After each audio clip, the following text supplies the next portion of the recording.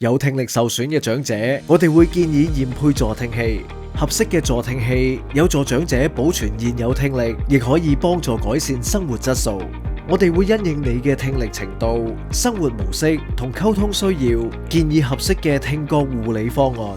如果需要配助聽器，就需要進行一系列嘅助聽器功能測試，以確保助聽器能夠提供足夠嘅聽力補償。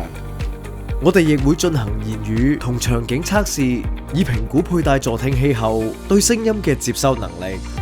如果選配耳內或掛耳式嘅助聽器，就需要製作個人耳帽，令佩戴時更舒適，並確保助聽器唔會移位，同時提升使用效果。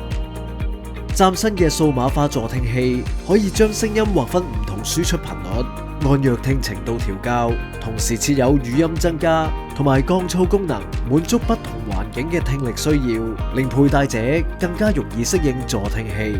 另外，我哋仲有提供1星期免費試戴服務，等使用者可以喺日常生活中真實體驗佩戴效果，揀選最合適嘅助聽器。